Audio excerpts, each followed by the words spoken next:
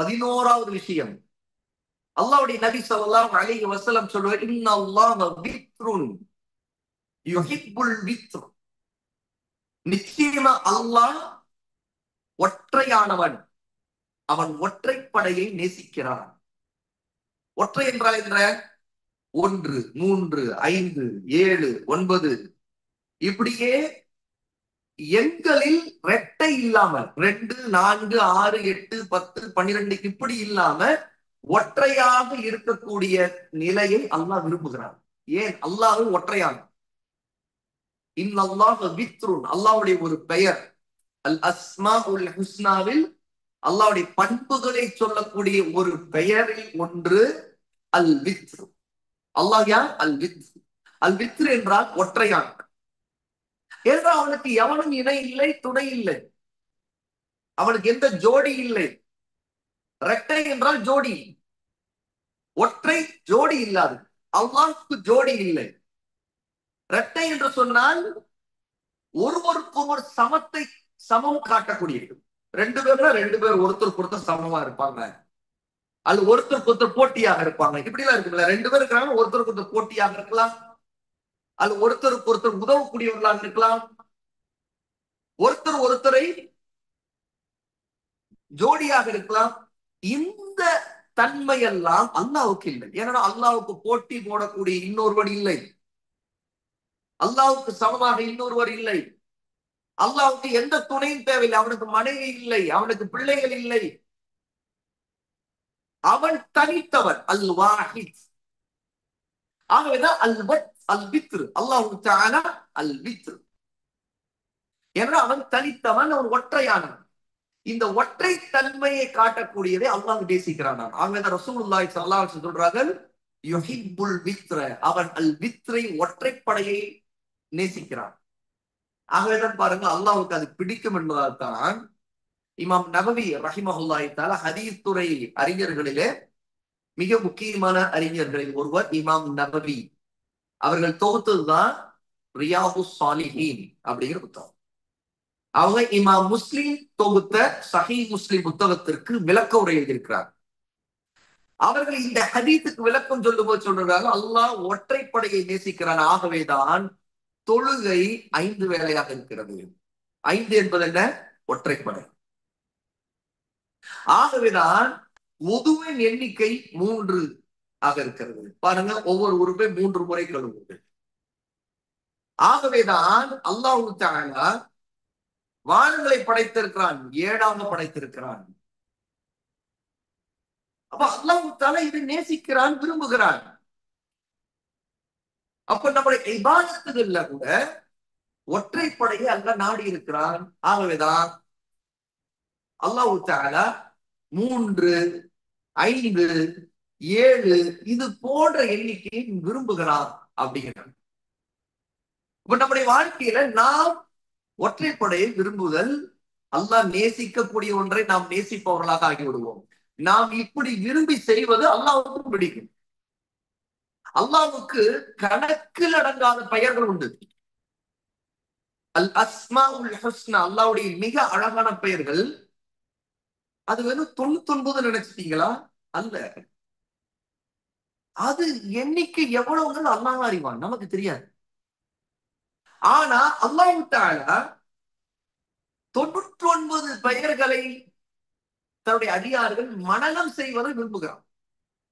ஆகவேதான் ரசூலுல்லாஹி ஸல்லல்லாஹு அலைஹி லில்லாஹி திஸ்அத்துன் வ திஸ்ஈன இஸ்மன், அல்லாஹ்வுக்கு 99 பெயர்கள் உண்டு.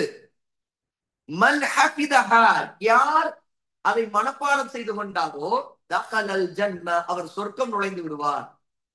மன் அஹ்ஸாஹா, யார் அதை சிந்தித்து புரிந்து அதன் மூலமாக அல்லாஹ்விடம் துஆ கேட்கிறாரோ, அல்லாஹ்வுடைய பண்புகளை நேசிக்கிறாரோ தகலல் ஜன்ன, அவர் சொர்க்கம் நுழைந்து விடுவார் என்று ரசூலுல்லாஹ் சொல்லும் போது சொன்னாங்க, அல்லாஹ் ஒற்றைப்படையை நேசிக்கிறான், அவனே ஒற்றையானவன் தான் அப்படின்னு சொன்னாங்க. 99 என்பது ஒற்றைப்படை, இரட்டைப்படையா? 99 ஒற்றைப்படை, ஆட் நம்பர். 100 இரட்டைப்படை, ஈவன் நம்பர். அல்லாஹ்வுடைய பெயர்கள்ல எவ்வளவு பெயர்கள் உண்டு. ஆனா ஒரு 99 பெயரை மனனம் செய்து அல்லாஹ்வுடைய இந்த பண்புகளை நினைவு கூறக்கூடிய ஒருத்தர் இருந்தால் அவர் சொர்க்கம் நுழைவார்னு ரசூலுல்லாஹ் சொன்னாங்க. அப்ப இங்கே கூட 99ங்கிற ஒற்றைப்படை அல்லாஹ் நேசிக்கிறான். ஆகவேதான் 99 சொல்லி இருக்கிறான். அல்லாஹ் 100ஐ சொல்லலாம். ஏன்னா அல்லாஹ்ங்கிற பெயரோடு சேர்த்தா 100 தான். அதற்கும் மேல அல்லாஹ்வுடைய பெயர்கள் உண்டுதான். ஆனா அல்லாஹ்ங்கிற பெயரை தவிர்த்து இன்னும் அல்லாஹ்வின் அழகிய பெயர்கள் சொன்னா அதுல 99 பெயர் அல்லாஹ் தேர்வு செய்யறது எதுக்குன்னு கேட்டா அல்லாஹ்வுக்கு ஒற்றைப்படை பிடிக்கும். அல்லாஹ் நேசிக்கின்றவற்றில் ஒன்று ஒற்றைப்படை. நாம சில விஷயங்கள் ஒற்றைப்படையா செய்யறது நன்மையான ஒரு விஷயம்தான். அல்லாஹ் அதை நேசிக்கிறான். இதுல அல்லாஹ் நேசிக்கக்கூடிய ஒற்றைப்படைங்கிறத நாம ஏதோ ஒண்ணு செய்யறத ஒற்றைப்படையா செய்யறதுன்னு அர்த்தம் இல்ல. நாம அல்லாஹ் நேசிக்கக்கூடிய ஒற்றைப்படை மார்க்கம் ஷரியத்துல நமக்கு எதையெல்லாம் மார்க்கமாக்கப்படும் அதையெல்லாம் நாம் நேசிக்கணும். 5 வேளை தொழுகை ஒற்றைப்படை, அதை நேசிக்கணும். பொது செய்யும் போது ஒற்றைப்படையில முடிக்கணும். மூணு தடவை முடிக்கிறது, அதை நேசிக்கணும். இப்ப இது எல்லாம் அல்லாஹ் நமக்கு எதையெல்லாம் ஒற்றைப்படையாக அதெல்லாம் நமக்கு ரொம்ப பிரியமானதாக இருக்கணும். அதை செய்யறதுக்கு நம்ம ஆர்வப்படணும். இதுதான் இந்த செய்தியுடைய கருத்து. இப்ப 11வது அல்லாஹ் யாரை நேசிக்கிறார் என்றால் யார் ஒற்றைப்படையானதை செய்கிறார்களோ அவர்களை நேசிக்கிறார். இமாம் முஸ்லிம் ரஹிமஹுல்லாஹி தஆலா 2677வது ஹதீஸாக இதை பதிவு செய்றாங்க. அபூ ஹுரைரா ரலியல்லாஹு அன்ஹு இதை அறிவிக்கிறார். 12வது விஷயம், துல்ஹஜ் மாதத்துடைய முதல் 10 நாட்களை அல்லாஹ் நேசிக்கிறான். அந்த 10 நாட்களில் அமல் செய்பவர்களை அல்லாஹ் நேசிக்கிறான். ரசூலுல்லாஹி ஸல்லல்லாஹு அலைஹி வஸல்லம் சொன்னாங்க, மா மின் அய்யாமினில் அமலு ஸாலிஹ் ஃபீஹின்ன அஹப்பு இலல்லாஹ் மின் ஹாதிஹில் அய்யாமில் அஷ்ர். துல்ஹஜ் மாதத்துடைய 10 நாட்கள் சாலிஹான அமல்கள் செய்வது மற்ற எந்த நாள்களில் நற்செயல் சாலிஹான அமல் செய்வதை காட்டிலும் அல்லாஹ்வுக்கு மிகவும் விருப்பமானது. இப்னு அப்பாஸ் ரலியல்லாஹு அன்ஹு அறிவிக்கக்கூடிய இந்த ஹதீஸ் சுனனு திர்மிதியிலே 757வது ஹதீஸ். இப்பதான் துல்ஹஜ் மாதத்தை நாம கடந்தோம். முதல் 10 நாட்கள், பிறகு 1லிருந்து 10, 10வது நாள் நமக்கு பெருநாள், ஈது நாள், ஈதுல் அத்ஹா. அல்லாஹ்வுக்காக அறுத்து பலியிட்டு நாம் அந்த இபாதத்தை, அந்த வணக்கத்தை நிறைவேற்றணும். நஹருடைய நாள், அறுத்து பலியிடும் நாள். அதற்கு பிறகும் 11, 12, 13, இன்னும் 3 நாட்கள், மொத்தம் 4 நாட்கள் நஹர் என்றால் அல்லாஹ்வுக்கு அறுத்து பலியிடும். உதுஹியா கொடுப்பது. உதுஹியா என்றால் அல்லாஹ்வின் நெருக்கத்தை பெறுவதற்காக அல்லாஹ் கட்டளையிட்ட முறையில ஆடு அல்லது மாடு அல்லது ஒட்டகம் இந்த பிராணிகளில் அறுத்து அவருடைய ரத்தத்தை ஓட்டி அதன் மூலமாக நாம் அந்த இறைச்சியை உண்ணுவது, அல்லாஹ்வின் பெயரை சொல்லி அறுத்து உண்ணுவது. இது வருடத்துல 4 நாள் தான் இருக்கும். துல்ஹஜ்ஜுடைய 10, 11, 12, 13. இதுல முதல் 10 நாட்கள் அல்லாஹ்வுக்கு மிக விருப்பமானவை. அந்த 10 நாட்கள்ல நம்மால் முடிஞ்ச நல்ல அமல்கள் எல்லாம் அதிகமா செய்யறது அல்லாஹ் விரும்புறான். ஏன்னா அந்த நாள்களில் அமல் செய்வது அல்லாஹ்வுக்கு மிக பிடித்தமாக இருக்கிறது. ஏனென்றால் அது ஹஜ்ஜுடைய காலத்தின் நாட்கள். அதுலதான் அந்த நாள்கள் தான், அதில்தான் ஹஜ்ஜுடைய காலம், ஹஜ்ஜுடைய மாதத்தின் நாள்கள் வருது. அல்லாஹ் மிகவும் பிடிக்கும். மற்ற நாள்களில் அமல் செய்வதை விட அந்த நாளில் அதிகமாக அமல் செய்வது, நற்காரியங்களிலே ஈடுபடுவது. இது 12. 13வது அல்லாஹ்வுக்கு மிகவும் பிடித்தமான ஒரு நல்ல அமல்களில் ஒன்று, அநியாயம் செய்யக்கூடிய ஒரு அரசன், ஒரு ஆட்சியாளன் அவனுக்கு முன்னே போய் நின்று சத்தியத்தை அவருக்கு எடுத்து சொல்வது, தெளிவுபடுத்துவது, கலிமத்துல் ஹக், ஹக்கான வார்த்தைகளை அவரிடம் சொல்லுவது. ரசூலுல்லாஹி ஸல்லல்லாஹு அலைஹி வஸல்லம் சொன்னதாக அபூ உமாமா ரலியல்லாஹு அன்ஹு அறிவிக்கிறார்கள், அஹப்புல் ஜிஹாதி இலல்லாஹ் கலிமத்துல் ஹக்கி துகாலு லிஇமாமின் ஜாயிர். அல்லாஹ்வுக்கு மிகவும் பிடித்தமான ஜிஹாத், அநியாயக்கார அரசனுக்கு முன்னால் நின்று சொல்லப்படும் சத்தியமான வார்த்தை.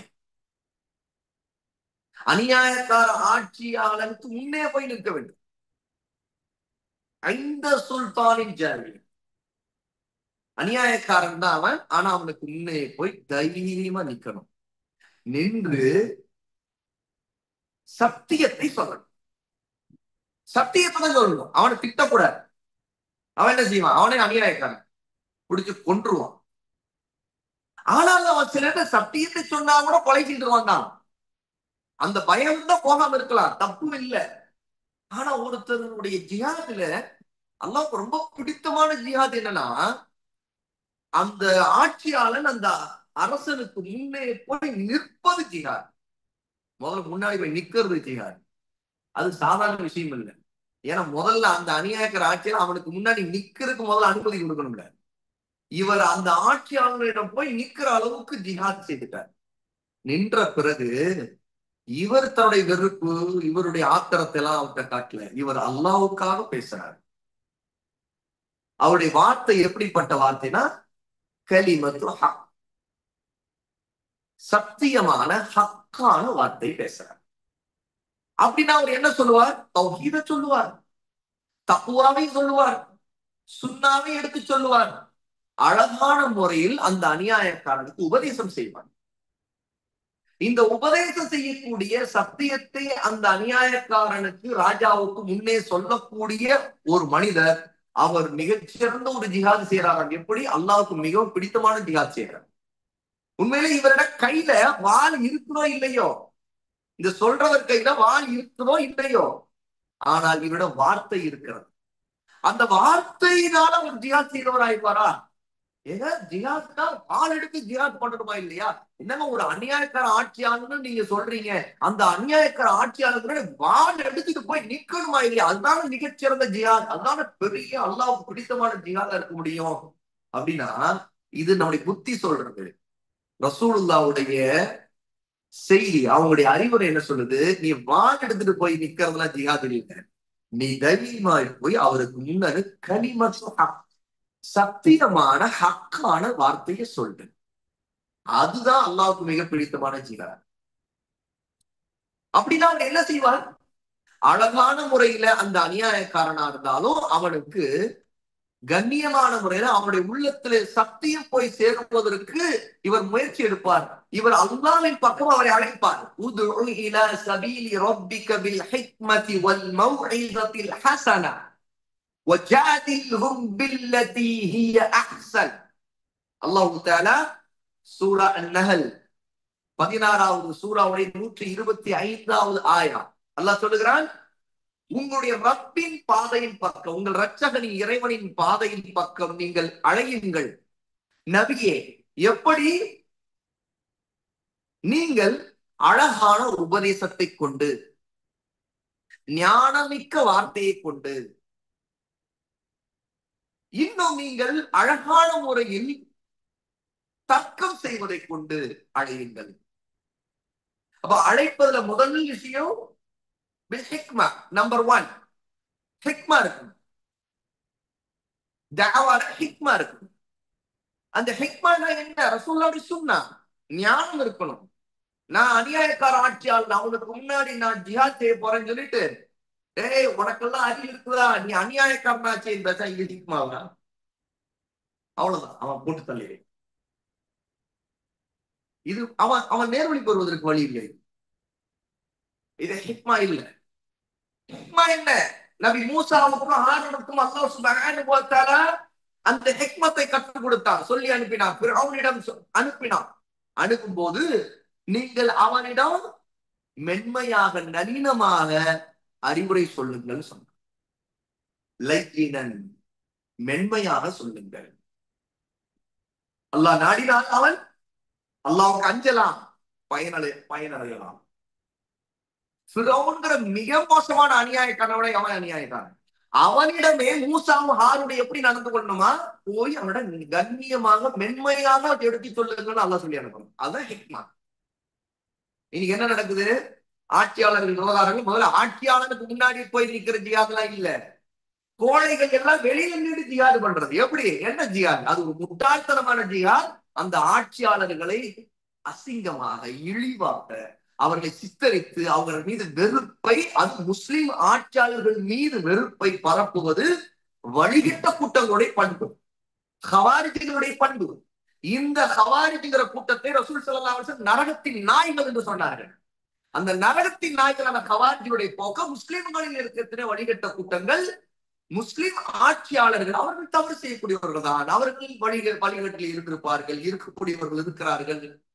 ஆனால் அவர்கள் முஸ்லிம்களுக்கு ஆட்சியாளர்களாக இருக்கிறார் என்றால் அந்த ஆட்சியாளருக்கான மரியாதை, கண்ணியத்தை கொடுப்பது அஹ்லு சுன்னஹுடைய வழக்கம்.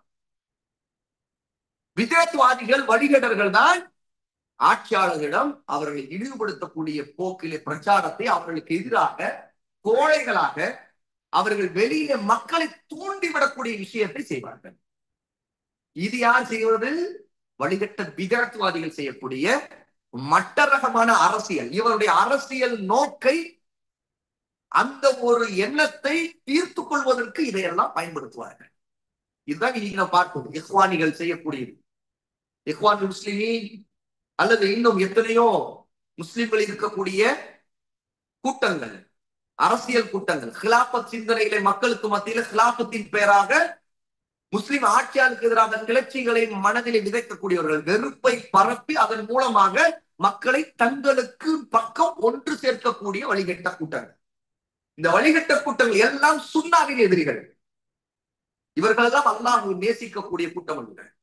ஏன்னா அல்லாஹ் நேசிக்கக்கூடிய ஒரு உண்மையான ஜிஹாத் செய்யக்கூடியவர் என்றால் அவர் அநியாயக்கார ஆட்சியாளர்கள் கூட கலிமத்து ஹக்கை, சத்தியத்தின் வார்த்தை அவருக்கு முன்னே நேரில் நின்றுதான் சொல்லுவார். அதையும் அழகாக அவர்களுடைய உள்ளம் தொடுகிறதாக சொல்லுவார். அந்த அநியாயக்காரனை இன்னும் கோபத்தை ஏற்படுத்தி அவன் இன்னும் மக்களை நசுக்குவதற்கும் அவனுடைய அடக்குமுறை இன்னும் அதிகரிப்பதற்கும் முட்டாள்தனமாக அவர் வேலை செய்ய மாட்டார். ஆனால் இன்று பேஸ்புக்கிலும் அங்கு இங்கோ நடந்து கொண்டிருக்கிற அக்கிரம வழிகட்டவர்கள், அது தங்களை சலப்பிட்டு சொல்லிக்கொண்டே இந்த வழிகட்டை பரப்பக்கூடியவர்கள் அல்லாஹ்வுக்கு அஞ்சாதவர்கள். இவர்கள் அஹ்லு சுன்னாவின் பாதையிலே இல்லாதவர்கள். இவர்கள் ஃபித்னாவாதிகள். முஸ்லிம்களுடைய மக்களுக்கு மத்தியிலே பதற்றத்தை, குழப்பத்தை, பிரிவினைகளை அரசியல் பெயரால் வாக்குவாதங்களை உருவாக்கிவிட்டு அதன் மூலமாக சகோதரத்துவ பந்தத்தை சிதைக்கக்கூடிய அநியாயக்காரர்கள் இவர் அல்லாஹ்வின் வெறுப்புக்குரியவர்கள். ஏன்? ரசூலுல்லாஹி ஸல்லல்லாஹு அலைஹி வஸல்லம் சொல்றார்கள், அஹப்புல் ஜிஹாத், மிகவும் அல்லாஹ்வுக்கு பிடித்தமான ஜிஹாத் இலல்லாஹ், அதுவே என்னன்னு கேட்டா கலிமத்து ஹக், சத்தியத்தின் வார்த்தையை சொல்ல வேண்டும். எப்படி? துகால் லி இமாமின் ஜாஹிர், லி இமாமின் ஜாஹிர், அநியாயக்கார இமாம், ஆட்சி தலைவர், அவரிடம் சொல்வது. அவருக்கு பின்னே அவர் எங்கேயோ இருக்க மக்களுக்கு மத்தியிலே போய் அங்கும் இங்கும் பரப்பிக்கொண்டு மேடையிலே அந்த புத்தகத்திலே அல்லது பேஸ்புக்கிலே அவர்களை பற்றி விமர்சனம் செய்து பேசுபவர் அல்ல. இவர்கள் எல்லாம் கலிமத்து ஹக்கில் இருப்பவர்கள் அல்ல. இவர்கள் பாத்தில், இவர்கள் செய்கிற போகிற பாதையே பாத்தில், அசத்தியமான. அல்லாஹ்வின் நேசம் வேண்டும் என்றால் முதல் முஸ்லிம் ஆட்சியாளர்களிடம் கண்ணியமாக நடக்க வேண்டும். அவர்களை பற்றி வன்மத்தை, வெறுப்பை பரப்பக்கூடியவர்களாக இருக்கக்கூடாது. அவர்களிடம் இருக்கிற தவறுகள் விஷயத்தில், அவர்களுடைய தவறுகள் விஷயத்தில் அந்த தவறைத்தான் சுட்டி காட்ட வேண்டும். அவருடைய பெயரை சுட்டி காட்டி அவர்களை விமர்சனம் செய்யக்கூடாது. இது அஹ்லு சுன்னாவுடைய பாதை. அஸ்ஸலஃபு ஸாலிஹ், நம்முடைய சஹாபா, தாபியின், தபா தாபியின் போன பாதை இதுதான். அவர்கள் வலியுல் அம்ருங்கிற முஸ்லிம்களின் ஆட்சியாளராக இருக்கக்கூடியவர்களை கண்ணியப்படுத்தினார்கள், ஒரு காலம் இழிவுபடுத்தவில்லை. இன்னும் தீமை என்றால் தீமை சொல்ல வேண்டும். இந்த தீமை விட்டு விலகிக் கொள்ளுங்கள், இது மார்க்கத்தில் கூடாது. ஆனால் தீமை செய்யக்கூடிய ஆட்சியாளரை பொதுவெளியில் விமர்சிப்பது மார்க்கத்திலே சுன்னாவுக்கு எதிரான. அவர்கள் யார் இதை செய்கிறார்? அவர்கள் பாவிகள், அல்லாஹ்வுக்கு அஞ்சாதவர்கள். அவர்களுடைய உணர்ச்சி வசப்படக்கூடிய அவர்களுடைய போக்கு ஹவாரிஜிகளுடைய போக்கு. அவருடைய நாவிலே வரக்கூடிய வார்த்தைகள் ஹவாரிஜிகளுடைய வார்த்தைகள். கிளர்ச்சியாளர்கள், புரட்சிங்கிற பேர்ல கம்யூனிஸ்டுடைய பாதை. வழிகட்ட கூட்டங்களும் காபியர்கள் இருக்கக்கூடிய, முஷ்ரிக்குகளில் இருக்கக்கூடிய, நாத்தியர்கள் இருக்கக்கூடிய கம்யூனிஸ்டுக்காரர்கள் போன்றவர்களுடைய பாதை அது. முஸ்லிம்களுடைய சுன்னாவை பின்பற்றுவடைய பாதை இல்லை.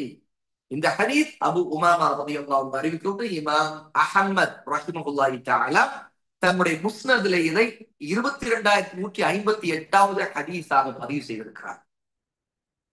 சஹீஹுல் ஜாமி' அப்படிங்கிற ஆதாரப்பூர்வ ஹதீஸ்களின் தொகுப்புல இமாம் அல் அல்பானி ரஹ்மஹுல்லாஹ் 168வது ஹதீஸாக இது ஆதாரப்பூர்வமானது என்று சொல்லுகிறார்கள். அதற்கடுத்தது 13வது ரசூலுல்லாஹி ஸல்லல்லாஹு அலைஹி வஸல்லம் இந்த ஹதீஸிலே பல அல்லாஹ்வுக்கு பிடித்தமான செயல்களை சொல்றாங்க.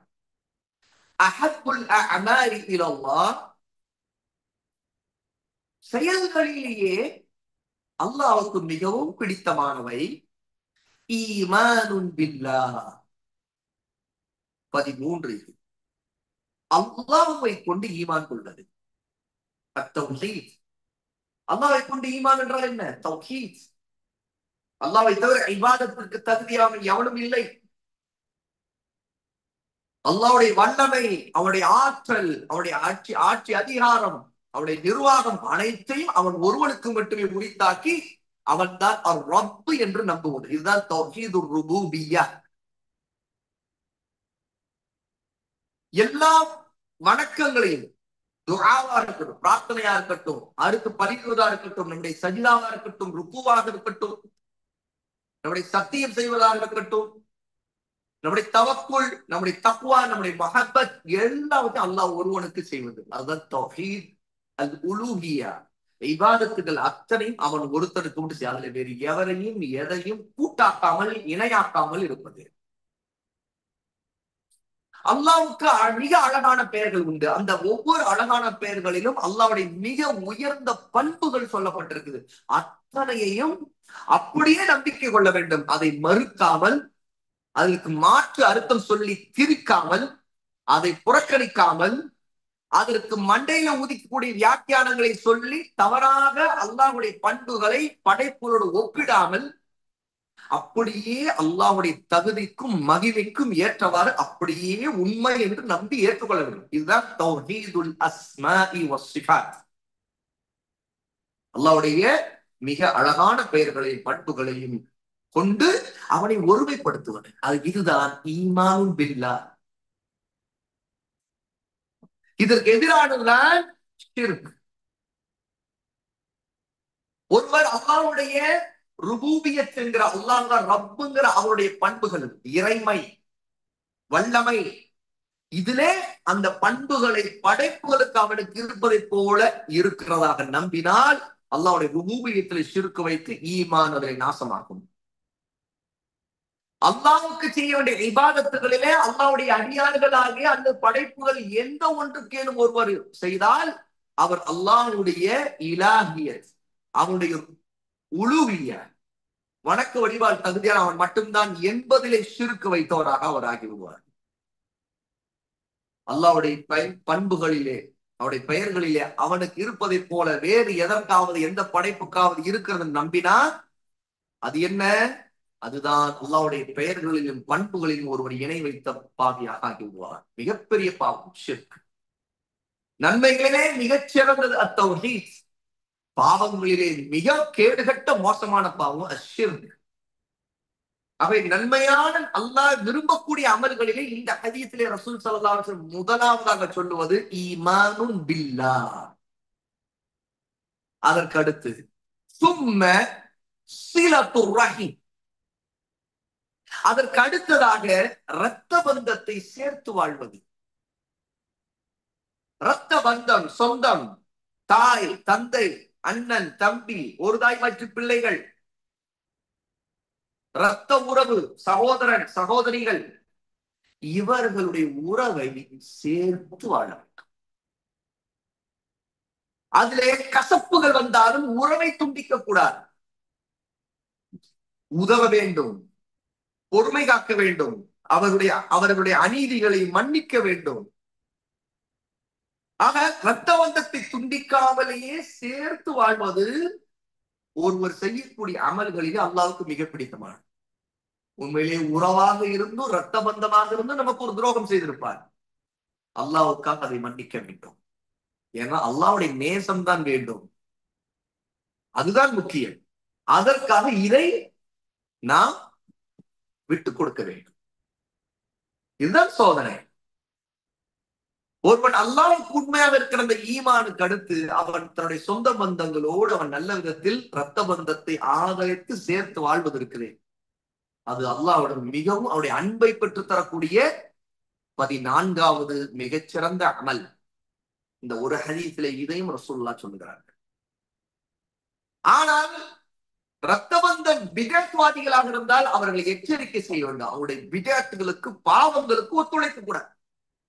ஆனால் இரத்தபந்தை துண்டிப்பதல்ல, ஆனால் அவர்களுடைய வழிகட்ட பாதைகள் விஷயத்தில் அந்த பாதை விட்டு நாம் துண்டித்து விலகி இருக்கணும். பாவங்களுக்கு ஒத்துழைக்க கூடாது. என் ரத்த பந்தம் என் ரெண்டு சொந்தம், ஆகவே அவன் கல்யாணம் நடத்தினா என்ன செய்யறது, அங்க எல்லாம் கச்சேரி நடந்துச்சு, நான் என்ன செய்ய, நானும் சரி நம்ம சொந்த பந்தம் நாங்களும் உட்கார்ந்துருந்தோம் வேடிக்கை பார்த்தோம், அதல்ல. ஹராம். ஹராமுக்கு ஒத்துழைக்க கூடாது. அவனுக்கு அறிவுரை சொல்ல வேண்டும். அவன் அதை பின்பற்றாவிட்டால் அவனை விட்டு அதிலே விலகி இருக்க வேண்டும். அந்த பாவத்தை விட்டு விலகி இருக்க வேண்டும். அந்த இடத்தில் இருக்கக்கூடாது. ஆனாலும் அவனுக்கு தொடர்ந்து அறிவுரை சொல்ல வேண்டும். அவனுடைய விதங்களை மறுக்க வேண்டும். அவனுடைய வழிகேட்டை மறுக்க வேண்டும். அதிலே அவனுக்கு உதவக்கூடாது. ஆனாலும் அவன் இரத்த பந்தம் உறவை துண்டிக்க கூடாது. அவன் விதத்துவாதியாக இருந்து அவன் பிரச்சாரகனாக இருந்தால் அல்லாஹ்வுக்காக அவனை புறக்கணித்து அவன்கிட்ட பேசாமல் கூட அப்போது இருக்கலாம். இது அல்லாஹ்வுக்காக இருப்பது, உலகத்திற்காக இல்லை. உலக விஷயங்களில் நாம் இறங்கி வரணும். மார்க்க விஷயம் என்றால் உறுதியாக வழிகட்ட கூட்டங்களுக்கும் விதத்வாதிகளுக்கும் கடுமையாக இருக்க வேண்டும். இதுதான் அஹ்லு சுன்னாவுடைய பார்வை. அல்லாஹ்வுக்கு மிக பிடித்தமானது. ஏன்னா இது அல்லாஹ்வுக்காக ஒரு மனிதன் தன்னுடைய மார்க்கத்திலே காட்டக்கூடிய உறுதி, அவனை அல்லாஹ் பாதுகாப்பான். என்றால் பிதஅத் என்பது மார்க்கத்தை சிதைக்கக்கூடிய துரோகம். சுன்னாவின் எதிரிதான் ஒருவன் பிதஅத்வாதியாக இருப்பது. இதே நாம் கவனமாக மார்க்கத்திலே தெளிவுள்ளவர்களாக இருக்க வேண்டும். அதற்கடுத்து 15வது ரசூலுல்லாஹ் சும்மல் அம்ரு பில் மஅரூஃப், அதற்கு அடுத்தது நன்மையை ஏவுவது. நன்மை என்று சொன்னால் அல்லாஹ்வும் நபியும் நமக்கு சொல்லிக் கொடுத்திருப்பதுதான் நன்மை. அதை மக்களுக்கு எடுத்துச் சொல்வது. இது 15. 14வது வன்னஹி அனில் முன்கர், தீமையை தடுப்பது. அல்லாஹ்வுக்கு மிகவும் பிடித்தமான தீமையை தடுக்க வேண்டும். நம்மால் முடிந்த வரைக்கும் தீமையை தடுக்க வேண்டும். நம்முடைய சக்திக்குட்பட்ட அளவுக்கு அது கடமை. முன்கர் என்றால் தீமை. ரசூலுல்லாஹ் ஸல்லல்லாஹு அலைஹி வஸல்லம் சொன்னார்கள், மன் ரஆ மின்கும் முன்கரன் ஃபல்யுகையிர்ஹு பியதிஹி. உங்களில் ஒருவர் ஒரு தீமையை கண்ணால் பார்த்தால் அவர் அதை தன்னுடைய கையால் தடுக்கட்டும், மாற்றட்டும். ஃபஇல்லம் யஸ்ததி' ஃபபிலிசானிஹி, அதை அவரால் செய்ய முடியவில்லை என்றால் தன்னுடைய நாவை கொண்டு அவர் அதை மாற்றட்டும், தடுக்கட்டும்.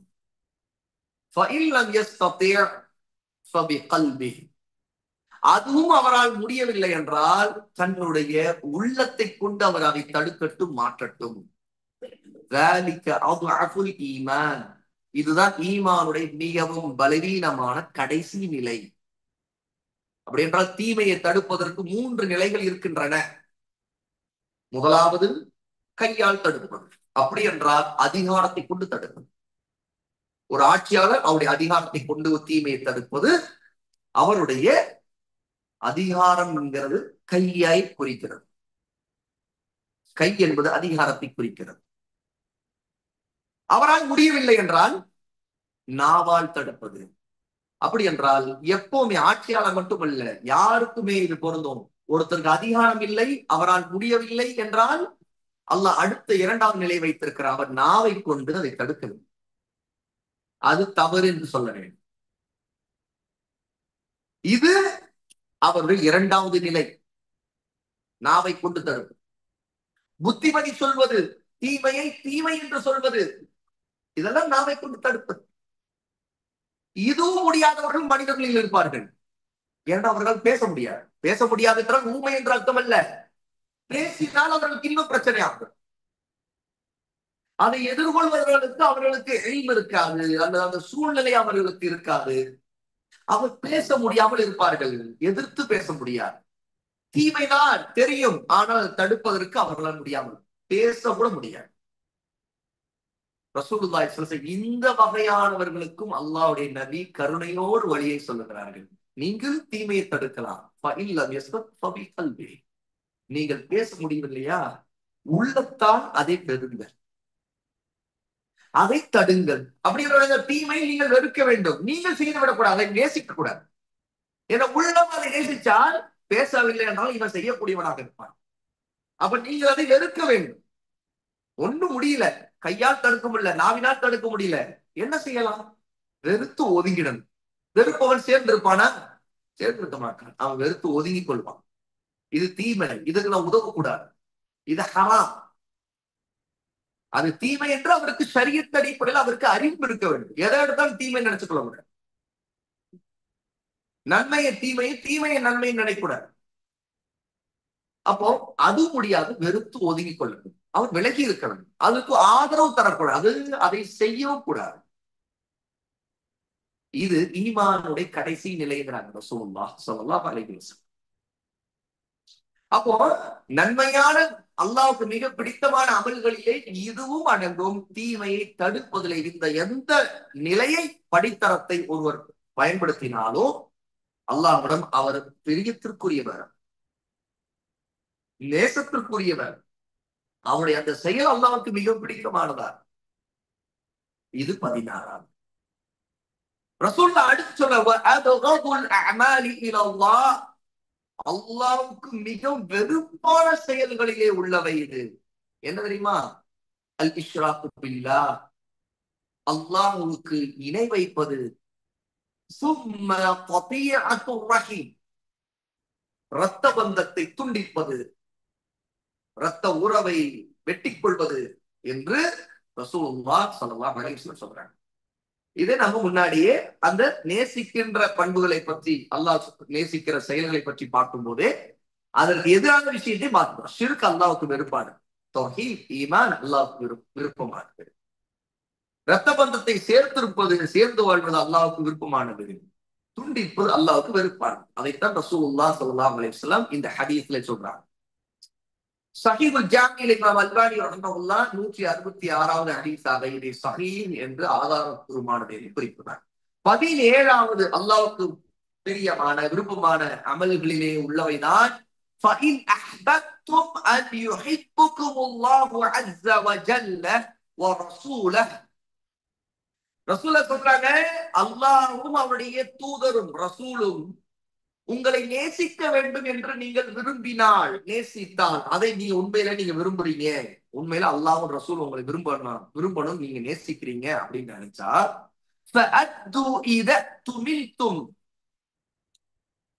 உங்களிடம் நம்பி ஒப்படைக்கப்பட்டவற்றை, அமானத்துகளை நிறைவேற்றுங்கள். 17. அல்லாஹ்வுக்கு மிக பிடித்தமானது என்ன?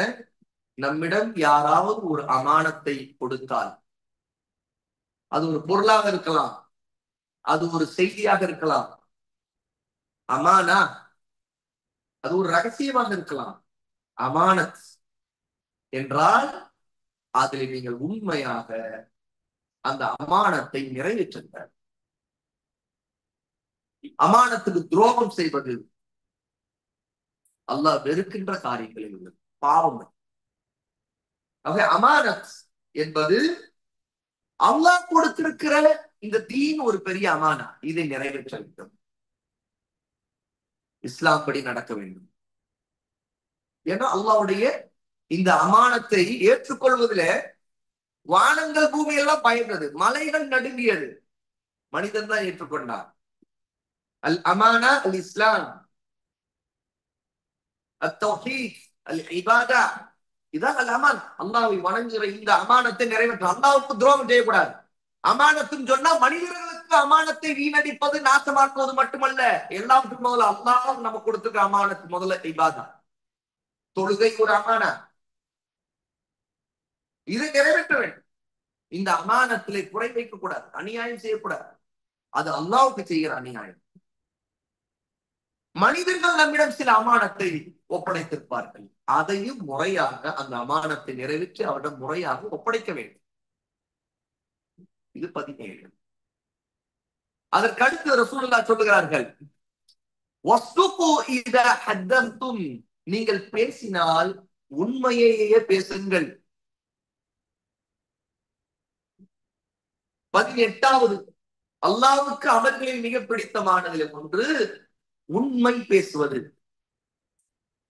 உண்மை நன்மை பக்கம் வழிகாட்டும், சொர்க்கத்தின் பக்கம் வழிகாட்டும். உண்மை பேசக்கூடியவர் அல்லாஹ்வுக்கு உண்மையாக இருப்பார். பொய் பேசுகிறவர் அல்லாஹ்வுக்கும் பொய்யராக இருப்பார், மனிதர்களுக்கும் பொய்யராக இருப்பார். உண்மை பேசக்கூடியவர் அல்லாஹ்வின் மார்க்கத்திற்கு உண்மையாக இருப்பார். ஏன்னா அல்லாஹ்வின் மார்க்கம் உண்மையை பேச சொல்லுகிறது, பொய் பேச வேண்டாம் என்று தடுக்கிறார். உண்மை பேசக்கூடியவர் நீதி உள்ளவராக இருப்பார். ஏனென்றால் பொய் பேசக்கூடியவன் தான் அநியாயத்திற்கு சாட்சியாளனாக இருப்பான். அவன் தான் பொய் சாட்சி சொல்லுவான். உண்மை பேசக்கூடியவர் உண்மைக்கு சாட்சி சொல்லுவான். அல்லாஹ் இப்படி உண்மை பேசுபவர்களை அல்லாஹும் நேசிப்பான், அவனுடைய ரசூலும் நேசிப்பார்கள் என்று ரசூலுல்லாஹ் இந்த ஹதீஸிலே சொல்கிறார்கள். فَإِنْ أَحْبَبْتُمْ أَنْ يُحِبُّكُمُ اللَّهُ عَزَّ وَجَلَّ وَرَسُولَهُ, அல்லாஹ்வும் அவருடைய ரசூலும் உங்களை நேசிக்க வேண்டும் என்று நீங்கள் விரும்பினால் அமானத்தை நிறைவேற்றுங்கள், உண்மையையே பேசுங்கள். وَأَحْسِنُوا جَوَارَ مَنْ جَاوَرَكُمْ. 19வது, அல்லாஹ்வுக்கு நன்மை, அல்லாஹ்வுக்கு மிக பிடித்தமான ஒரு அமல்களிலே உள்ளது எது தெரியுமா? உங்களின் அண்டை வீட்டார், பக்கத்து வீட்டாருடன் நீங்கள் நல்ல விதத்தில் நடந்து கொள்ளுங்கள். சில இடத்துல அவங்க நமக்கு கேடு செய்திருவாங்க, ஆனா அதற்காக நாம் அவங்களுக்கு கேடு செய்யக்கூடாது. அவங்க கேடு செய்தா அந்த கேடு அவங்களோட, ஆனா அவங்க கேடு செய்யறாங்கன்னு செய்து நாமளும் கேடு செய்தா அந்த கேடு நமக்கு வந்து சேரும். என்றால் தீமைக்கு பதில் தீமை அல்ல, தீமைக்கு பதில் நன்மை. அவங்க கேடு செய்ய நம்ம நல்லதுதான் தெரியும். இப்படி நல்லது செய்கிற அண்டை வீட்டாரை அல்லாஹ் நேசிக்கிறான். ஏன்னா ஒவ்வொரு மனுஷனும் தனக்கு பக்கத்து வீட்டாரோட தான் இருப்பான். எவனும் எந்த மனிதனும் அனாந்திர காட்டுல பாலைவனத்துல ஒரு தனி வீடு கட்டி நாம யாரும் வாழல. ஒரு ஊர் என்றால் பல வீடுகள் அங்கு இருக்கும், ஒரு தெரு என்றால் பல வீடுகள். அப்ப அந்த தெருவில் இருக்கக்கூடிய ஒவ்வொரு வீட்டுக்காரும் தன்னுடைய பக்கத்தில் இருக்கிற, எதிரில் இருக்கிற, வலப்பக்கம், இடப்பக்கம், பின்பக்கம் இருக்கிற ஒவ்வொரு வீட்டாருக்கும் அவர் ஒரு அண்டை வீட்டார். இந்த அண்டை வீட்டார் தனக்கு பக்கத்தில் இருப்பவர்களுக்கு நல்லதைத்தான் ஒருத்தர் நினைக்க வேண்டும். ரசூலுல்லாஹி ஸல்லல்லாஹு அலைஹி வஸல்லம் இதை அதிகமாக ஆர்வமூட்டாங்க. பக்கத்து வீட்டார், அண்டை வீட்டாருடைய உரிமைகளை பேண சொன்னார்கள். ஜிப்ரீல் அலைஹிஸ்ஸலாத்து வஸலாம் ரசூலுல்லாஹ்வுக்கு அவங்க அடிக்கடி இதுல நஸீஹத் உபதேசம் செய்வார்கள். இதை ரசூலுல்லாஹ் சொன்னார்கள், ஜிப்ரீல் அண்டை வீட்டாரின் உரிமையை பற்றி அதிகமாக எனக்கு சொல்லுவதை பார்த்து நான் இப்படி நினைக்க ஆரம்பித்து விட்டேன், என்ன ஜிப்ரீல் அண்டை வீட்டாருக்கு நம்முடைய சொத்தில் பங்கு உண்டு என்று சொல்லிக் கொடுவாரோ. அப்ப எந்த அளவுக்கு ரசூலுல்லாஹ்விடம் ஜிப்ரீல் அண்டை வீட்டாருடைய உரிமைகளை பற்றி பேசியிருந்தா ரசூலுல்லாஹ்வுக்கு இப்படி தோன்றியது. ஏன்னா சொத்துலே பங்கு இருக்கும் போல தெரியுது வந்துருமோ சட்டம். அல்லாஹ் அப்படி நாடிட்டாலும் என்ன, அல்லாஹ் சட்டம் போட்டாலும் நம்ம கட்டுப்பட்டு தானே ஆகணும். பக்கத்து வீட்டுக்காருக்கு சொத்து அவர் என்னது, அப்புறம் எல்லாரும் தனித்தனி வீடா போவோம். மூளைக்கு மூளை பக்கத்து வீட்டுக்காரர்கள் அவர் சொத்துல பங்கு தர சரியத்துல அப்படின்னு சொல்லி போக ஆரம்பிச்சாங்க மக்கள். பக்கத்து வீட்டுக்காரர்கள் ஆரம்பா சொத்துல பங்கு கொடுக்கணும், அப்புறம் அல்லாஹ் அப்படி சட்டம் போட்டிருக்கான் அப்படின்னு மக்கள் நினைக்க ஆரம்பிப்பாங்க. அல்லாஹ் அப்படி சட்டம் போடல. ஆனா ஜிப்ரீல் அலைஹிஸ்ஸலாத்து வஸலாம் ரசூலுல்லாஹ்வோட அண்டை வீட்டாரின் உரிமைகளை நினைவூட்ட ரசூலுல்லாஹ் நினைச்சாங்களா, ஜிப்ரீல் சொல்றதை பார்த்தா அடுத்து அல்லாஹ் தஆலா அண்டை வீட்டார சொத்துல பங்கு உண்டுன்னு சொல்ல சட்டம் இறக்கிடுவானோ. அந்த அளவுக்கு அண்டை வீட்டாருக்கு நன்மை செய்வது அல்லாஹ்வுக்கு மிக பிடித்தமானது. நன்மை செய்யணும், அதுக்காக பக்கத்து வீட்டுக்காரர் ஒரு ஹராமித்தனம், ஒரு ஹராமை செய்தாரு, அதுக்கு ஒத்துழைக்கூடாது, உதவக்கூடாது. அவங்க ஒரு பிகர் செய்தாங்க, ஷிர்க பண்ணாங்க, போய் நம்ம நிக்க கூடாது. என்ன செய்து நம்ம பக்கத்து வீட்டுக்காரு, அதனால கொஞ்சம் அவருக்கு ஹெல்ப்பா இருந்தோம். என்னப்பா செய்தாரு அவரு, அவங்க வீட்டுல இந்த ஃபங்க்ஷன், என்ன ஃபங்க்ஷன் ஹராமானது, நாங்க அங்க ஹராம் இருப்போம், ஆனா அங்க போய் நிக்கிறது. மார்க்கம் அனுமதித்த விஷயத்தில் அண்டை வீட்டாருக்கு உதவ வேண்டும், அவருடைய கஷ்டங்களில் நாம் பங்கெடுக்க வேண்டும். ஆனால் ஹராமான மார்க்கத்துக்கு முரணான விஷயங்களிலே அவர்களுக்கு உதவக்கூடாது. நன்மை செய்வதென்றால் அவர்களுக்கு மார்க்கத்தை சொல்லித் தருவதும் நன்மைதான். அவங்க தப்பு செய்தா அவங்களுக்கு எடுத்து சொல்லுங்க, இது தப்புங்க செய்யப்படும், இது அவங்களுக்கு நன்மை செய்யும். அவங்க செய்யக்கூடிய பாவத்தை தடுக்க பாருங்க, இல்லையா நீங்கள் விலகி இருக்கு அப்படின்ற அது அவர்களுக்கு நன்மை செய்யும். அவர்களுக்கு தெரியும் அழைச்சா அவங்க வரமாட்டாங்க, இது தப்புன்னு அவங்க சொல்லுவாங்க அப்படின்னு அவங்களுக்கு தெரியும். யாரும் வரமாட்டாங்கன்னு அப்புறம் அவங்களும் செய்ய மாட்டாங்க. இதுதான் ஒரு பாவத்தை தடுப்பதில் அதை புறக்கணிப்பதன் மூலமாக முதலில் தடுப்பது. சொன்னா கேட்க மாட்டான், பைக்காட் பண்ணு, புடிச்சு போச்சு. விகாசவாதியா பிரச்சாரம் பண்ணிட்டே இருப்பான். ஏன் அவன் முன்னாடி போய் நீ உட்கார்ற? ஏன் அவன் புத்தகத்தை வாங்கி படிக்கிற? ஏன் அவனிடம் பேசி கொஞ்சம் குழவை ஊர் சுத்துற? அவனுடைய மஜ்லிஸ்ல ஏன் உட்காருக்கிறார்? அவனுக்கு தைரியம், மக்கள் சப்போர்ட் பண்றாங்கன்னு இன்னும் பேசு. வழிகட்ட அமைப்புகள், கூட்டங்கள், ஜமாத்துகள் எவ்வளவு இருக்கு. ஒன்றை கலந்து அவருடைய கூட்டம் பெருகுவதற்கு, அவர்கள் வழிகை பெறுவதற்கு கூட்டத்தால் பலமூட்டப்படுது. அவன் என்ன அது அவன் இன்னும் தைரியம். அதுக்கு இது அல்லாம இன்னும் அவனுக்கு பொருளாதார உதவி, சப்போர்ட், அவன் செய்யக்கூடிய பல பாவங்களுக்கு சப்போர்ட். அவன் நன்மை செய்யற போல ஒரு தோற்றத்தை ஏற்படுத்தி நல்ல காரியம் செய்வான். ஆனா அவன் இருக்கிற கொள்கையே பிரச்சனையா இருக்கும். அந்த கொள்கையே அவன் மறைமுகமா இதுல ப்ரொமோட் பண்ணிட்டு இருப்பான். எப்படி சஹீஹான ஹதீஸ்ல மறுக்கக்கூடிய அகீதாவில் தௌஹீதுடைய எத்தனையோ விஷயங்கள்ல குழப்பத்தை ஏற்படுத்தி பிதஅத்வாதிகளா இருக்கக்கூடிய தௌஹீது மக்கள் பலர் இருக்கிறார். தௌஹீத் பெயர், தௌஹீத் ஜமாத் பேர் வச்சிருப்பார். ஆனா சஹீஹான ஹதீஸை நிராகரிப்பார்கள். அவங்களுடைய மஸ்ஜித்ல போய் அவங்களுடைய மார்க்க நிகழ்ச்சிகள்ல, அவங்களுடைய கூட்டங்கள்ல, அவங்களுடைய இடங்கள்ல போய் உட்கார்றாங்க. பிதஅத்வாதிகள் அவர்கள் உதவக்கூடாது. இல்ல அவங்க செய்யறது இது நல்ல காரியம் தானே, நீங்க நல்ல காரியம் செய்றீங்க, ஆனா அவர்களுக்கு அது வலுவுற்றீங்க. ஏன்னா அவங்க தங்களுடைய கொள்கைகளை பரப்புவதற்கு இதை பயன்படுத்துகிறார்கள். மக்கள் பார்க்கும்போது சாதாரண மக்கள், மத்தியா எவ்வளவு ஆதரவு அவங்களுக்கு இருக்குது, அவங்க எவ்வளவு பெரிய திட்டம் தெரியுமா, அவங்க எவ்வளவு பெரிய ஜமாத் தெரியுமா. அவன் மனிதர்கள் இயல்பிலேயே பெரும்பான்மையின் பக்கம் ஈர்க்கப்படுறாங்க. அதுதான் வலிமை என்று நினைக்கிறாங்க. விதத்வாதிகள் அவர்களுக்கு உதவவே கூடாது, புறக்கணிக்கப்படாது, பைக்காட் பண்ணணும். ஏன் கேட்டா அவங்க மார்க்கத்துக்கு துரோகம் செய்கிறார்கள். அவர்கள் தௌபா செய்ய மாட்டாங்க.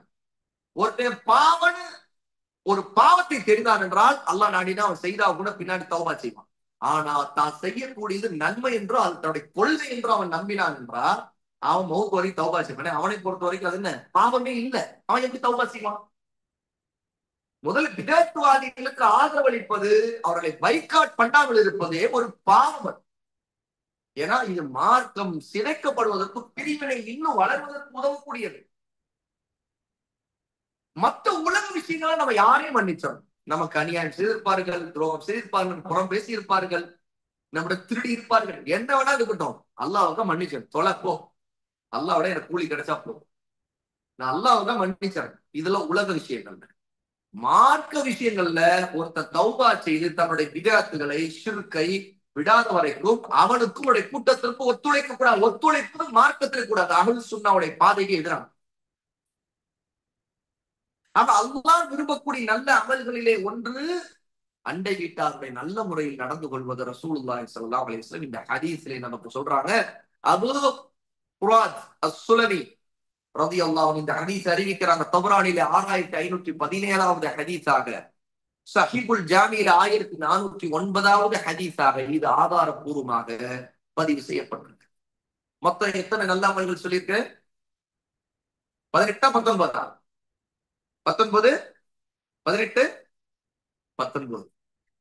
20வது அல்லாஹ்வுக்கு மிக விருப்பமான திக்ரின் வார்த்தைகளை சொல்லும் 4 வார்த்தைகள் ரசூலுல்லாஹி ஸல்லல்லாஹு அலைஹி வஸல்லம் சொன்னதாக சமூரா இப்னு ஜுந்துப் ரலியல்லாஹு அன்ஹு அறிவிக்கிறார்கள்.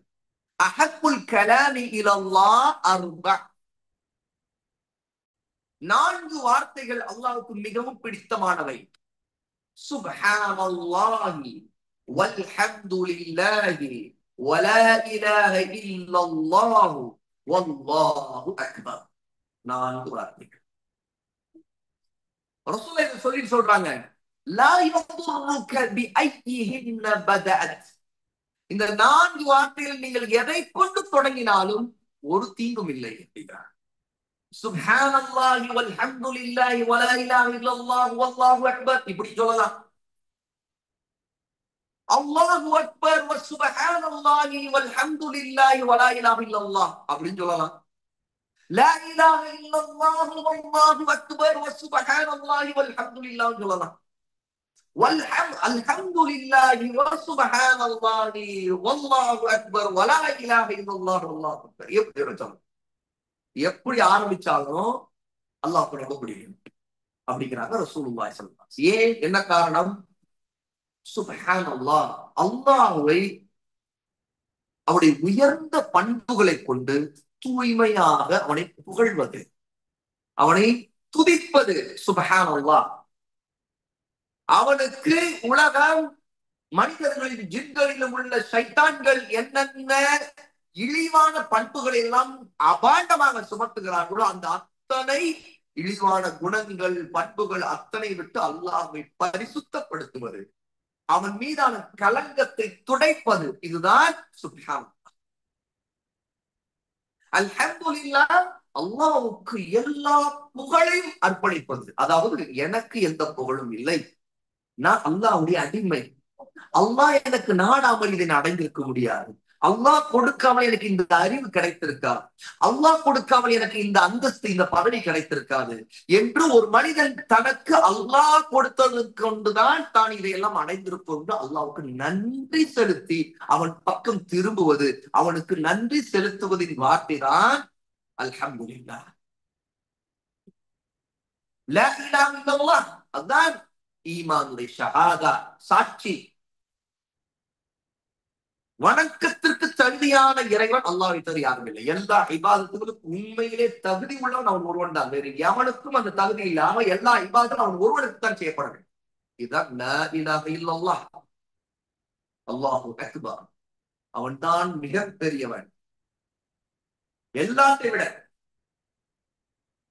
யாரையும் விட, எந்த மலக்கையும் விட, எந்த நபியையும் விட, வான பூமி எதையும் விட அல்லாஹ் மிக பெரியவன். என்று அவன் தான் அனைவரை படைத்தவன். அல்லாஹு அக்பர். அவன் தன்னுடைய காரியங்களிலே மிகைத்தவன், மிகப்பெரியவன். அவனை எவனும் ஜெயிக்க முடியாது, அவனை எவனும் மிகைக்க முடியாது. அவனுடைய ஆட்சியை போல எவனும் ஆட்சி செய்ய முடியாது, அவனுடைய ஆட்சியை எவனும் பறிக்க முடியாது. அவன் தான் அல்லாஹு அக்பர். அவன் தான் அல் மலிக், பெரிய ராஜா. மாலிக் யௌமித்தீன், அவன் தான் மிகப்பெரியவன், மறுமை நாளின் அதிபதி அவன்தான். அவன் இப்படி அல்லாஹ்வை நினைவு கூர்ந்து அல்லாஹ்வுடைய பண்புகளை கொண்டு அவனை புகழ்வது, துதிப்பது இருக்குது. அதுதான் அல்லாஹ்வுக்கு மிகவும் பிடித்தமான வார்த்தைகளே 4 வார்த்தைகள். சுப்ஹானல்லாஹ், அல்ஹம்துலில்லாஹ், லா இலாஹா இல்லல்லாஹ், அல்லாஹ்.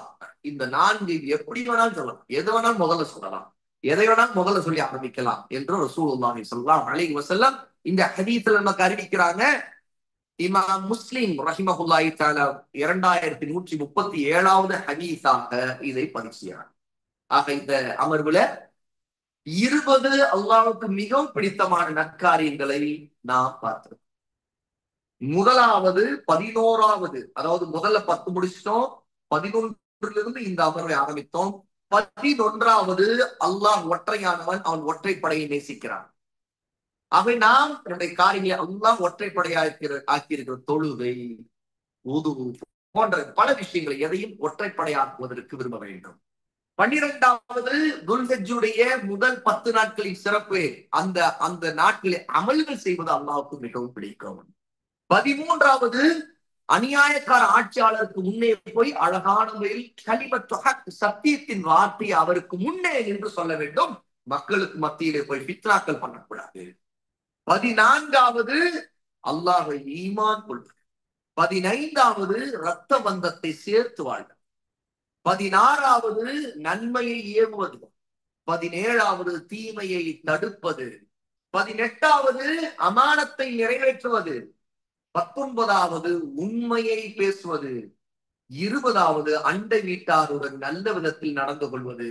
21, சுப்ஹானல்லாஹி, அல்ஹம்துலில்லாஹி, லா இலாஹா இல்லல்லாஹ், அல்லாஹு அக்பர்.